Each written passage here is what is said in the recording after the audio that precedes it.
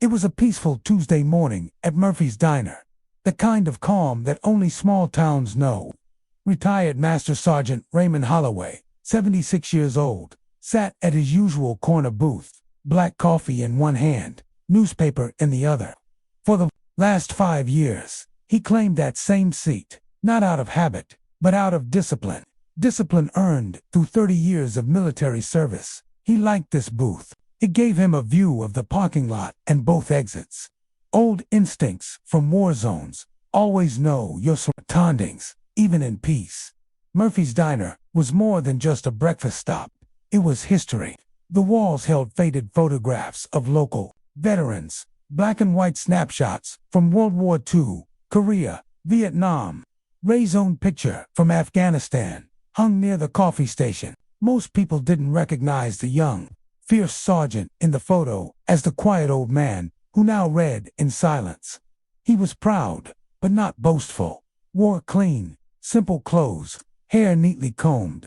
A small, faded American flag pin sat on his jacket. Lapel, easy to miss unless you were looking. That morning, the calm was shattered. At exactly 9:47 a.m., the front door banged open. In came Jake, Thunder Morrison, -6'4", nearly 300 pounds, and the self-declared president of the Iron Wolves Motorcycle Club. Leather jacket, face like thunder, arms covered in ink that told stories of bar fights and prison years.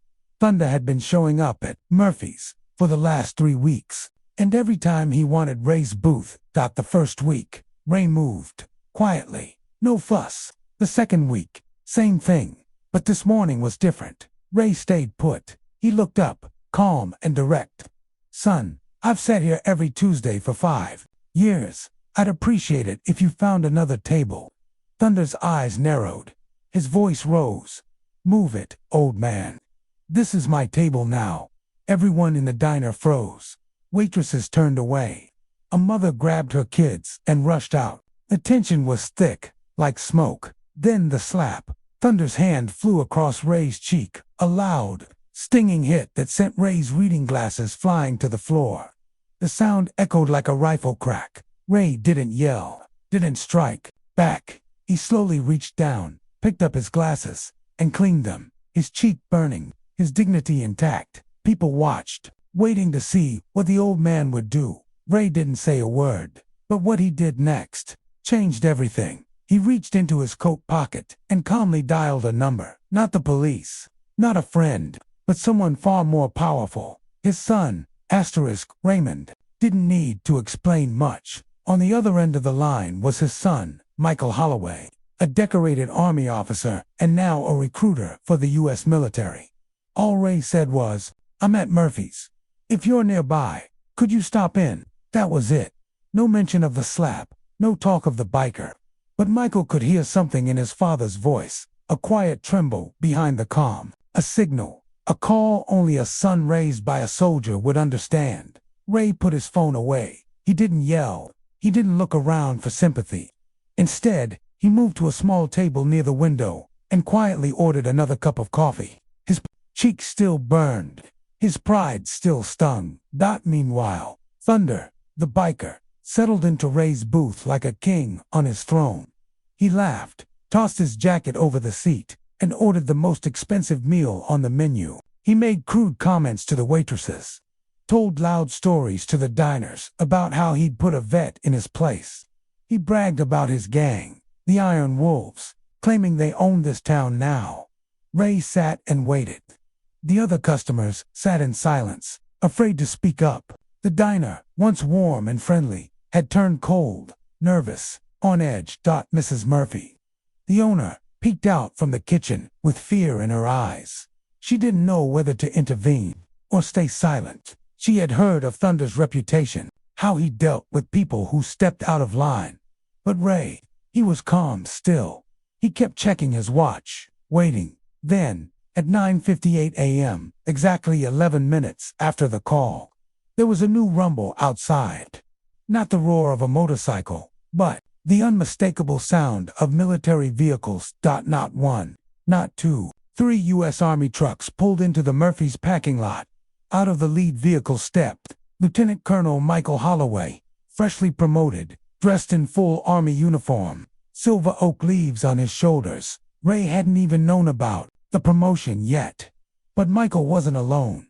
12 uniformed soldiers stepped out behind him, all veterans of Iraq and Afghanistan, men and women who had seen real combat, men and women that Michael had personally recruited, trained, and led.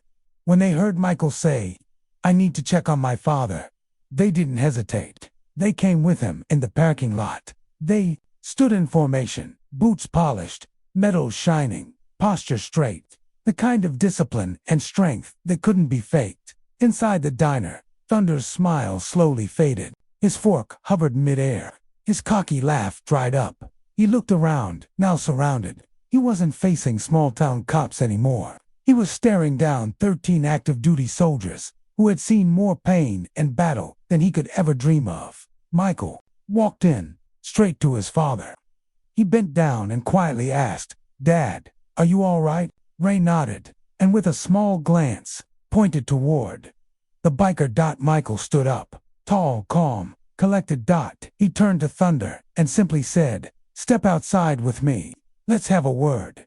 He didn't shout, he didn't make threats, but his voice had command, the kind of voice that gets followed in war zones. Thunder, for the first time in a long time, looked unsure. He stood up, slower than before, and followed Michael out. Outside, the soldiers stood like statues, silent, watchful. The conversation lasted exactly 7 minutes. No one inside could hear it, but when Thunder came back, he wasn't the same man. The man who walked back into Murphy's diner wasn't Jake Thunder Morrison, the arrogant biker from 20 minutes ago. No. This man had pale skin, lowered eyes, and shoulders that no longer carried pride. He moved slowly, like a student walking into the principal's office, and made his way to the small table by the window, where Raymond Holloway sat silently, sipping his now cold coffee. Thunder stood there, fidgeting with his hands, before finally mumbling, "I'm sorry, sir, for what I did. I didn't know who you were. I shouldn't have." Ray looked up at him. His voice was quiet but steady. "You don't need to know who someone is to show them respect," he said. "You just do it, especially if you're going to walk into their space and expect to be treated like a man." Thunder stood frozen. Everyone in the diner was listening, but no one said a word.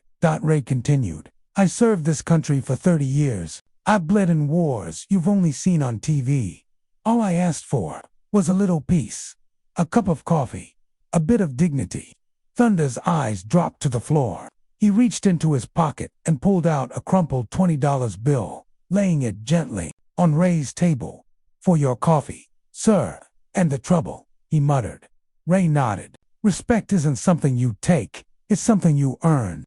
Thunder turned and quietly walked out. This time, no leather jacket swing, no cocky strut, no motorcycle roar, just silence.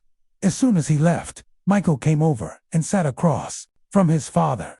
Ray looked at the silver insignia on his son's shoulders and smiled. "You didn't tell me about the promotion," he said. Michael grinned. "We're saving it for lunch."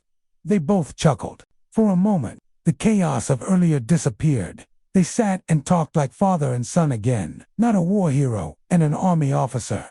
They talked about the old days, about Michael's new recruits, about family, about life.